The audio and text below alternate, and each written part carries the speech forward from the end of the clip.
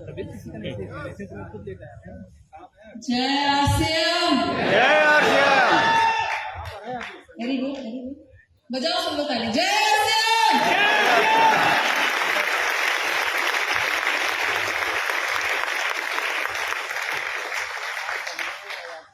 नमस्कार। मेरा नाम अंजलि कोठारी है, मुकेश जी की पहली डॉटर हूँ। और एक बात क्लियर करना चाहती हूँ आपके साथ, मैं आपको सच्ची में कुछ नहीं सिखा सकती। मेरे अंदर इतनी नॉलेज ही नहीं है। आप लोग मेरे को किसी भी टॉपिक के ऊपर बहुत अच्छे से समझा सकते हैं। इनफैक्ट आरसीएम के बारे में भी आप लोग ज्यादा जाने।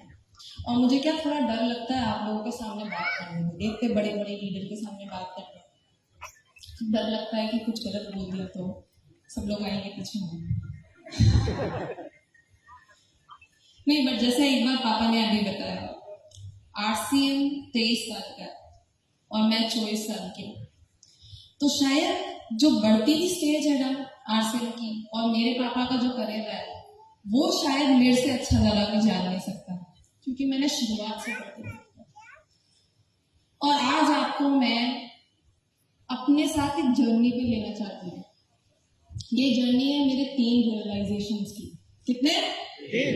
3 रियलाइजेशंस की। ये जर्नी के साथ में सबको मेरी जर्नी के बारे में, इन 3 रियलाइजेशंस के बारे में सबको इसलिए बताती हूँ क्योंकि ये बहुत बेसिक से पॉइंट्स है। ये मेरी स्टोरी है, बट ये सभी इंडियंस की स्टोरी है। जो भी मेरी एज का है, जो भी मेरी जेंडर की लड़कियां हैं, सबकी स्टोरी है। तो रिलेट करने में प्रॉब्लम नहीं होगा। शुरुआत करूं? बात शुरुआत होती है जब मैं बहुत छोटी थी। मैं बहुत छोटी, आप में से बहुत सारे लोग जो बहुत समय से आरसीएम कर रहे हैं, शायद आप लोगों को पता होगा, मैं और मेरी छोटी बहन ना स्टेज पे आ जाते थे पापा के साथ, और पीछे है ना वो जो कन्फेटी होती है वो उछालते रहते थे। उधर से मेरी शुरुआत हुई है आरसीएम की। तब मेरे को कुछ समझ में नहीं आता था मेरे पापा करते क्या है। मुझे बस ये पता था कि स्टेज पे आ जाते हैं, बात करते हैं थोड़ी देर, बस यही पता था। और मेरे को भी स्टेज पे जाने का मौका मिलता था पापा की वजह से। बट फिर धीरे धीरे जब मेरे अंदर समझ आई, ये मैं आपको बता रही हूँ बात जब मैं 3rd क्लास में हुआ करती थी या फिर 4th क्लास की बात, बहुत छोटी बच्ची थी, तब फिर भी थोड़ा दिमाग चलने लगा। अब तो नहीं होगा। कहाँ पे थी यार, भुला गया। छोटी बच्ची 3 साल से 4 साल। हाँ, मैं 3rd क्लास में या फिर 4th क्लास में हुआ करती थी। और उस समय मेरे पापा मम्मी ने मेरे को एक शिमला ट्रिप पे भेजा था स्कूल के साथ जाया। तो मेरे को मेरे पापा मम्मी ने एक 3rd क्लास के हिसाब की एक बच्ची के हिसाब से 200-300 रुपए साथ में भेजे थे, क्योंकि स्कूल तो खाना पीना वगैरह देख ही रहा था। फिर घूमने के लिए कुछ अगर मेरे को खरीदना हो वगैरह तो मेरे को 200-300 रुपए दिए थे। और उसी समय जब हम लोग शिमला पहुंचे, मेरी टीचर ने मेरे को बोला कि इस पैसों से ना अपने घर वालों के लिए कुछ लेके आ जाओ, कुछ प्रेजेंट ले लो। आप लोग भी करते हो ना, कहीं घूमने जाते हो तो घर वालों के लिए कुछ लेके आते हो। मैंने भी किया था। मैं मेरी मम्मी के लिए बहुत अच्छी शॉल लेके आई, मैं मेरी बहन के लिए बहुत अच्छी इयररिंग्स लेके आई, और मैं मेरे पापा के लिए एक पेन लेके आई थी, वुडन पेन, मुझे अच्छे से याद है। शिमला से एक वुडन पेन लेके आई थी। और मैं जब वापस से भिलवाड़ा आई, मैंने पापा को वो पेन दिया। आप मानेंगे नहीं मेरे पापा ने क्या किया। मेरे पापा ने वो पेन फेंका और बोला ये आरसीएम का नहीं है, मैं यूज नहीं करूंगा।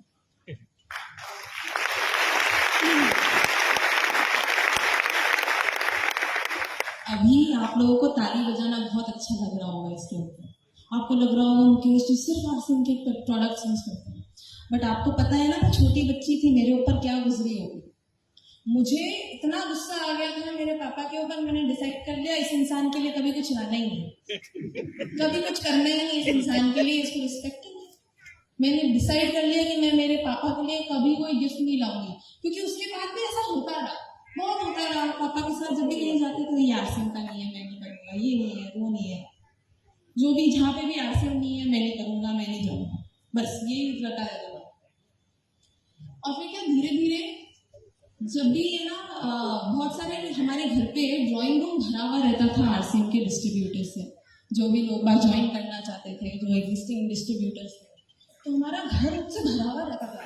लोग ना कई बार 5 बजे सुबह आ जाते थे हमारे घर के लॉन में बैठने के लिए, क्योंकि उनको हमारे पापा के साथ मीटिंग कहीं और जाना रहता था, तो सुबह 5-5 बजे आ जाते थे लोग। और ऐसा गुस्सा आता था, ऐसा गुस्सा आता था कि यार ये लोग तो ठीक है, मेरे पापा, ये इनकी वजह से मैं क्यों डिस्टर्ब हूँ। अब ये लोग बाग आते तो परेड तो मेरी और मेरी बहन की लगती है ना, है परेड तो हमारी लग जाती है। तो दिमाग खराब हो गया, डिसाइड कर लिया मैंने आरसीएम तो बिल्कुल खराब चीज है, ऐसी चीज है जो मेरे से कभी नहीं होगी, पापा कर लेते ठीक है। इतनी हेट हो गई थी आरसीएम की वजह से। धीरे धीरे जैसे बड़ी हुई तो जैसा नॉर्मली एक इंसान करता है, आपको लगता है कि अगर आप पापा का काम हैंडल नहीं कर सकते हो तो आप जो भी चीज में अच्छे हो उसके ऊपर डिग्री ले लेते हो, और डिग्री लेने के बाद उसी में काम करते हो। मैंने भी वही पाथ फॉलो किया। जब मेरी 12th खत्म हुई, मुझे अच्छे से याद है, मैं पापा से डिस्कस कर रही थी 12th खत्म होने के बाद कि क्या करना है। तो पापा ने बोला तेरे को फैशन में पसंद है, फैशन में इंटरेस्ट है, तो क्यों नहीं फैशन ट्राई कर ले। मैंने ट्राई कर लिया। मैंने बोला कि यार फैशन में इंटरेस्ट है, डिजाइनिंग में इंटरेस्ट नहीं है, फैशन डिजाइनिंग नहीं करनी है मुझको, फैशन में कुछ और बढ़ के करना है।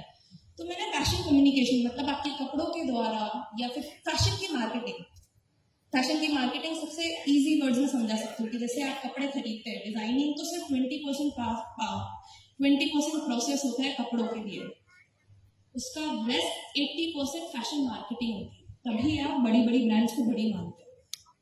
तो मैंने उसमें अपनी क्वालिफिकेशन की,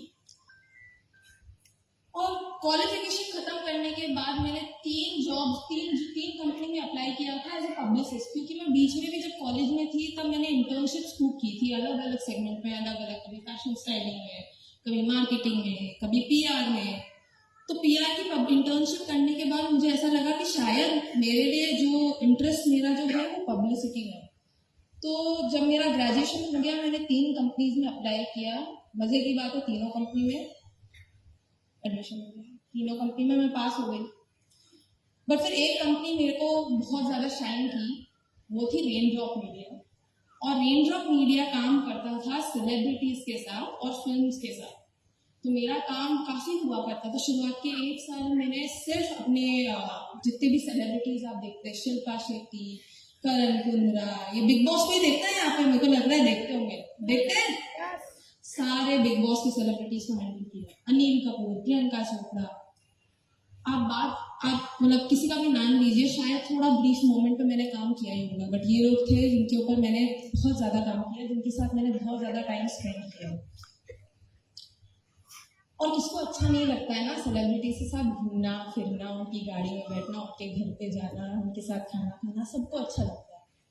तो शुरुआत के 6 महीने मैंने बहुत मजे किए अपनी जॉब में। मुझे ऐसा भी लगता था कि अब तो पापा मम्मी इस सिनेरियो में है ही नहीं, अब तो ये मेरा खुद के पैसे, मैं तो मजे करूंगी। तो मैंने खूब मजे किए, खूब मजे किए। अपनी जो भी close to 1 lakh rupees salary थी मेरी शुरुआत में, और मैंने उससे बहुत मजे किए। मुझे ऐसा लगा था कि अब तो पापा मम्मी कुछ बोल ही नहीं सकते, अब तो मेरा लाइफ है, अब तो मेरी करियर है, तो उसका मैंने मजा उठाया। बात मेरे लिए तब चेंज होने लगी जब 6 महीने हो गए थे मेरी जॉब, और आप मानेंगे नहीं, मैं अपनी जॉब में बहुत धीरे धीरे अच्छी हो गई थी। शुरुआत में 6 महीने में काफी अच्छी हो गई थी, और मेरे बॉस ने मेरे को एक और प्रमोशन देने के लिए बुलाया, और 6 महीने के प्रमोशन देने के साथ साथ उन्होंने बोला कि यार अगर ये प्रमोशन चाहिए ना तो 2 साल कंपनी के साथ परमानेंट होना पड़ेगा। मैंने बोला वाह चलो ठीक है कर लेंगे, पर दिमाग ऐसा भी चल रहा था कि यार 6 महीने मेरे को पता है मैंने कैसे काम किया। आप मानेंगे नहीं, सेलिब्रिटीज के साथ मैं काम करती थी, फिल्म्स के ऊपर मैं काम करती थी ना, मैं 8 बजे उठती थी सुबह, चली जाती थी घर से 9 बजे तक, और रात में 3 बजे रोज होते। क्योंकि आप लोगों को बता दूं, ये सारे सेलिब्रिटीज उल्लू होते, रात में ही सुबह उठना आता ही नहीं। ऐसी लाइफस्टाइल हो गई थी मेरी उन 6 महीनों में। मतलब जिस काम से मुझे प्यार था ना, उस काम से मुझे प्यार भी नहीं लगा। मैं पता नहीं मर दूर के तो उठती थी, काम करना अच्छा नहीं लगता था, बस करे जा रही थी। इतना पता था कि अच्छी वो काम मैं जो भी कर रही हूँ ठीक कर रही हूँ। तब मेरा दिमाग चला, जब वो प्रमोशन ले रही थी तब मेरा दिमाग चला। मैंने पापा से भी बात की थी, मेरे मम्मी पापा से भी बात की इस प्रमोशन के बारे में। तो पापा मम्मी ने बोला देख लो भाई, करना है तो कर लो, ले लो। तब मैंने तब मेरे को सूझा कि यार मैंने मेरे पापा को ऐसा काम करते हुए देखा नहीं। मैंने मेरे पापा को जब भी काम करते हुए देखा है तो बहुत लगन के साथ काम करते हुए देखा है, बहुत पैशन के साथ काम करते हुए देखा है। तो क्यों मेरे साथ ऐसा नहीं है? मुझे पता है कि मैं अच्छी हूँ मेरे काम में, मुझे पता है कि हाँ पैसे भी बन सकते हैं, सब कुछ जितने भी करियर अपॉर्चुनिटीज होती है वो मैं एक्सप्लॉइट कर सकती हूँ इस काम के थ्रू। बट जो चाहा, जो पैशन मैंने मेरे पापा के मन में देखा था उनके काम के प्रति, मैंने कभी मेरे अंदर देखा ही नहीं। मुझे ऐसा लगता था मैं बस कर रही, किसके लिए कर रही हूँ मुझे भी नहीं पता, मुझे खुद को भी मजा नहीं आ रहा है काम करने में, मैं तो बस कर रही हूँ। जब ये रियलाइजेशन हुआ ना मेरे को, तब मेरे को अभी बताती हूँ कि शायद मेरे को लगा कि शायद मेरे पापा जो करते हैं ना वो मेरे से तो अच्छा ही है। उस समय फिर भी ऐसा नहीं सोचा था कि हाँ चलो पापा का बिजनेस क्या आरसीएम का बिजनेस ज्वाइन करूँगी। कभी ऐसा नहीं लगा था, मैंने कब सोचा ही नहीं था कि मैं पापा की राह पे चलूंगी, कभी भी नहीं। बस ऐसा ही पता था कि बस हाँ जो पापा करते हैं वो अच्छा है, वो मेरी राह नहीं है, मेरे को बस ढूंढने की जरूरत है जो मेरे को करना है, शायद वो मेरे को अभी तक मिला नहीं है। तो मैंने इसी चक्कर में दूसरी कंपनी ज्वाइन कर ली, क्योंकि मेरी डिग्री थी फैशन में। तो मैं पहले पीआर करती थी ना, पहले पब्लिसिटी पीआर करती थी और फिल्म्स पीआर करती थी। अब मैं फैशन पीआर करने लगी। फैशन पीआर में आप लोगों ने सब्यसाची का नाम सुना होगा, सुना है? कुछ भी बहुत कम लोगों ने सुना है, या सब लोग बोल ही नहीं रहे, चुप बैठा रहना अच्छा लगेगा है? नहीं सुना। नहीं सुना है? लड़कियों ने सुना होगा, हाँ लड़कियों ने सुना होगा। आप जितनी भी बड़ी सेलिब्रिटीज देख लो, सबकी शादी में, उन सबकी शादी में अगर उनका लहंगा देखोगे तो सबके लहंगे सब्यसाची के लहंगे होते हैं। या फिर एक और डिजाइनर है, आप लोगों को पता नहीं होगा शायद उनके बारे में, अबू जानी संदीप। उनके डिजाइनर लहंगे ही 10 लाख से चालू होते हैं, 10 लाख। और 10 लाख तो सबसे बारीक काम वाला, ऐसा भी नहीं लगेगा कि आपने सब्यसाची करनी। मैंने इतने बड़ी ब्रांड के साथ काम किया,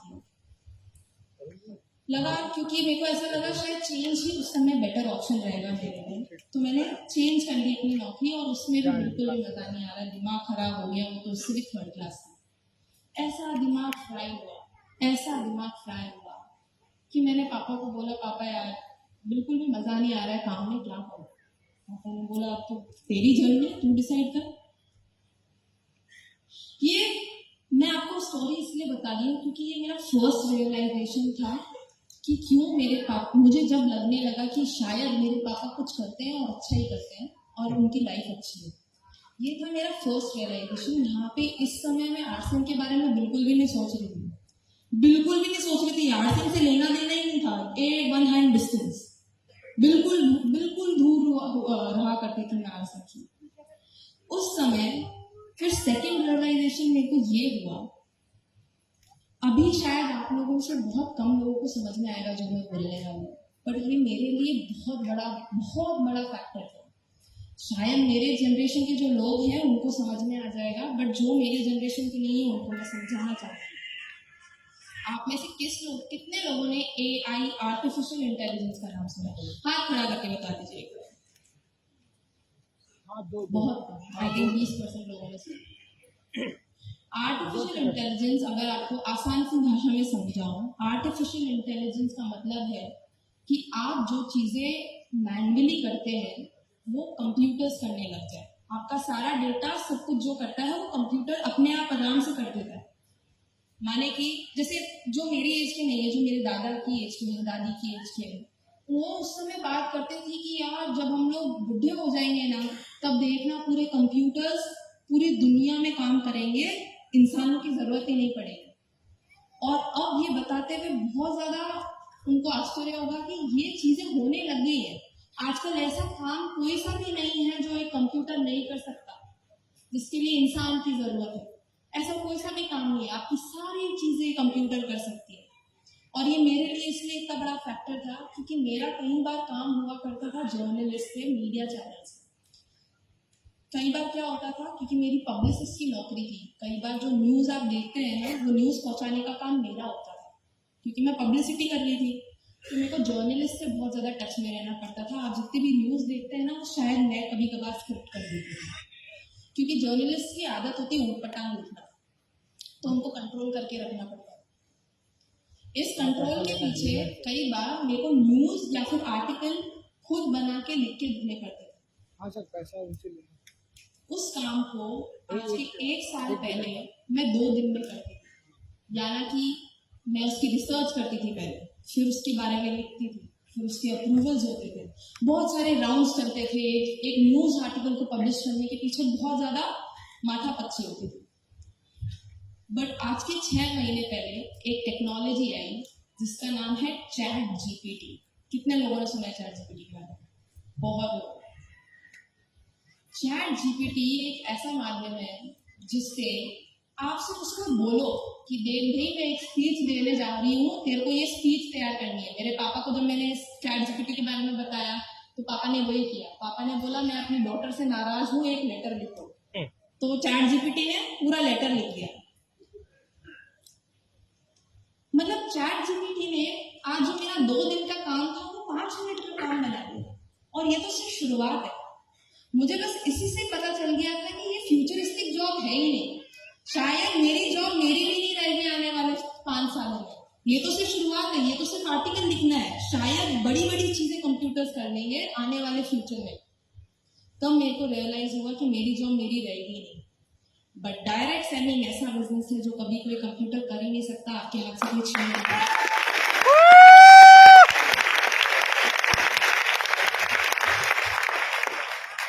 पूछो क्यों? बहुत कम लोग पूछ रहे हैं। क्योंकि हाँ वाई, क्यों वाई, वेरी गुड। क्योंकि डायरेक्ट सेलिंग में आपको ह्यूमन इमोशंस बनाने पड़ते हैं, ह्यूमन इंटरेक्शंस क्रिएट करने पड़ते हैं, लोगों के साथ बात करनी होती है। जब कोई कंप्यूटर वो बात करना जानता ही नहीं है तो आपकी नौकरी कोई कंप्यूटर कैसे ले सकता है? पॉसिबल ही नहीं है। हमें शुरुआत से सिखाया जाता है, अंकल आप बताना मैं सही बोल रही हूँ कि नहीं बोल रही हूँ। हमें शुरुआत से जब हम छोटे थे हमें सिखाया जाता है कंप्यूटर को तो सिर्फ 0 और 1 समझ में आता है, राइट? Yes right? हाँ यस हाँ, बस वही है, फिर उसको सिर्फ नंबर समझ में आते हैं ना, वही। हमें शुरुआत से यही सिखाया जाता है। कंप्यूटर को इमोशन समझ में आता ही नहीं है। तो आपका डायरेक्ट सेलिंग का काम कभी कोई कंप्यूटर कैसे कर सकता है? कोई भी कंप्यूटर नहीं कर सकता, क्योंकि कंप्यूटर को जो चीज समझने ही नहीं आती वो आपके हाथ से कैसे चली जाएगी? ये शायद अभी आप लोगों को शायद ज्यादा समझ में नहीं आ रहा होगा। अभी आपको लग रहा होगा कि ये इतना बड़ा फैक्टर कैसे हो सकता है किसी का जॉब छोड़ने का।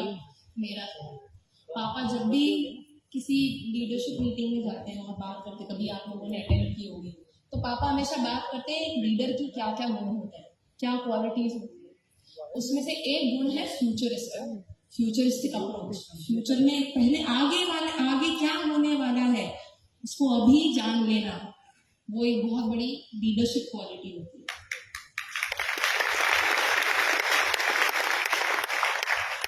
और ये चीज मेरे को समझ में आई। मैंने बोला शायद मेरी नौकरी तो मेरे हाथ में अभी तो पैसे मिल रहे हैं, शायद आने वाले फ्यूचर में रहेगी नहीं। और अभी भी ऐसा ही लग रहा था, आरसीएम तो करना नहीं है, बस ऐसे ही लग रहा था कि हाँ चलो पापा की नौकरी हमेशा रहेगी, पापा की नौकरी फिक्स है। मुझे मेरा नहीं पता था, बस ये फ्यूचर लग रहा था कि हाँ शायद इसके अंदर कुछ ना कुछ है। थर्ड रियलाइजेशन मेरा ऐसा था, उसकी भी एक अलग स्टोरी है। उसकी स्टोरी ये है कि जब मैं अपनी नौकरी कर रही थी, आप लोगों को जैसा मैंने बताया, मैं